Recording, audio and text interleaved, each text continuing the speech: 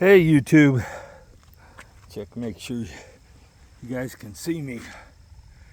Hey, I thought I'd do a video on Trek.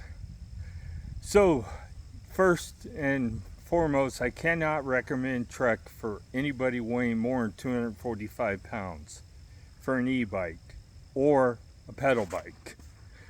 Trek has somehow figured out that if you're over 250 pounds, you shouldn't be on any kind of bike. And I want to point you up a little bit more. This particular e-bike, this Trek VERVE Plus, says that the total weight of the bike cannot exceed 300 pounds if you're riding it. That's the weight of the bike and the weight of the riders. And it's hidden down in their small print. You wouldn't see it unless you were really looking for it. So you can't. Trek should just put it out there on their door. If you weigh more than 250 pounds, turn around. Some of their townie bikes maybe, but as for their regular bikes, no, they have some kind of new electric hub drive bike that you may be able to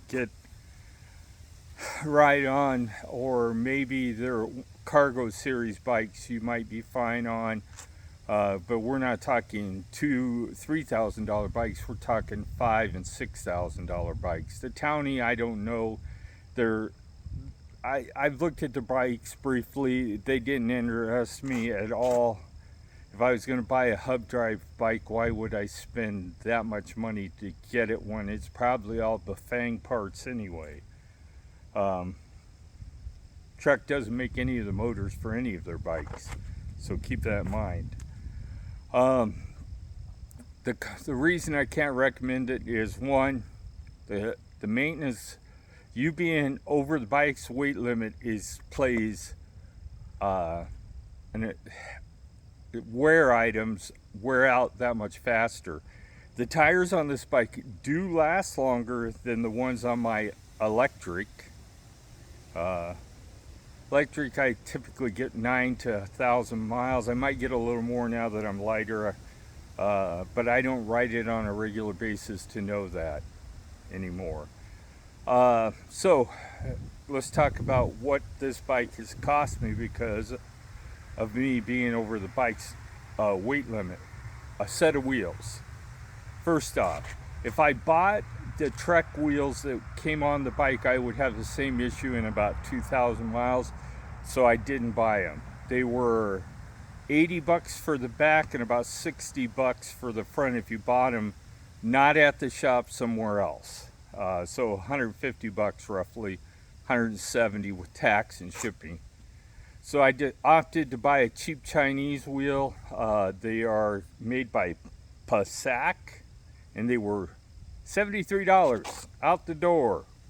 There was a few things I had to do to make them work well with this bike, but they weren't unreasonable. Just some grease in the cassette body, which took me I went on a ride, decided that it was too noisy and I wanted to quiet it down, turned around, came back 5 minutes later, I was back on the road, so it's not a big issue.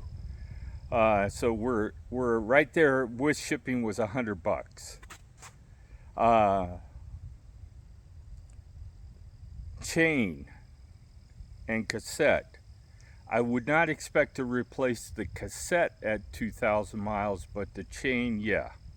So the cassette was an added wear item that wore out fast. If I would have put the same one back on it, I would have been out about $50 for shipping.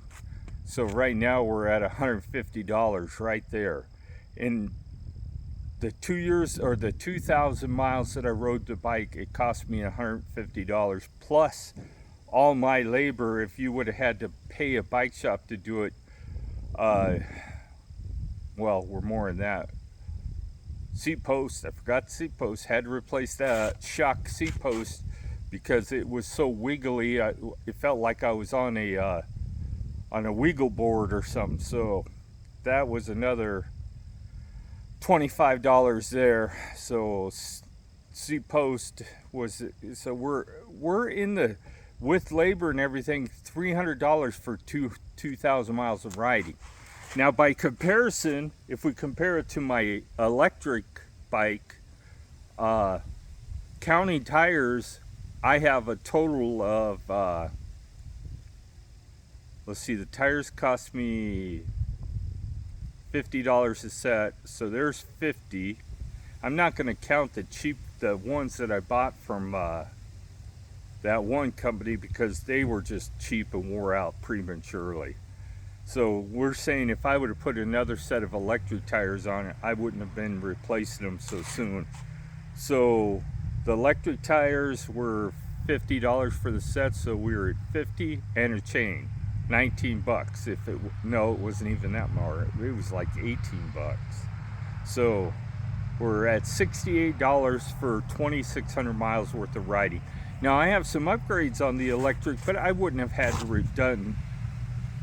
Well, I need to add the brake pads in there. I did have to replace the brake pads at around 1,000 miles or 1,200 miles, something like that. So I was out another $8, $9. So all told, I had to spend about $9, $78 for 2,600 miles of riding. So when you compare that, that's quite a bit of difference. The electric also was, I could have bought 3 of them for what I paid for this. Literally. Or I could have bought 2 of the premiums for this, the X premiums. Had more range and probably would have lasted longer. So I can't recommend it if you're more than 250 pounds. I do not recommend you buy any kind of Trek, and especially any kind of Trek e-bike, unless you're willing to spend the money to have the maintenance performed. Keep in mind, you're going to probably spend about $150 a year at least to keep the bike up and running. If you weigh more than 300 pounds, like I did when I first got it, that number is going to go probably to $200 a year. I did not have to buy new tires for this. I had them, but if I would have had to replace the same tire, it would have cost me about $40 for the same tire for the back. I've only replaced the back tire once. But so plan on $200 a year in maintenance cost to ride this bike. It's a lot of money, especially if you're trying to do it on a budget. You initially put out that $3,000 thinking you're going to go at least 2 or 3 years without any issues. You're going to be sadly mistaken. So then again, I'm going to say 245 is the cutoff. If you weigh more than that, do not buy this bike. Do not buy any Trek bike. Maybe look at their Townie line, but take that to, you're going to spend more money than just going buying an X Premium. Be done with it. Rated at 330 pounds if you just count the rider. If you count cargo, it declines. Whatever cargo minus plus the rider is what can't weigh more than 330 pounds. So keep that in mind. If you're going to buy a bike, keep in mind the weight limits and the maintenance cost increases the more you weigh. So plan that in your budget. Even if you buy electric, plan on more tires and more brakes. The cheapest place I found to get tires for any of the electrics has been on the electrics website. So that being said, it's an expensive hobby if you're going to have an e-bike. And if you're going to have a Trek e-bike, it's going to be really cost you. Like, subscribe, don't like, you know what to do. Have a great day.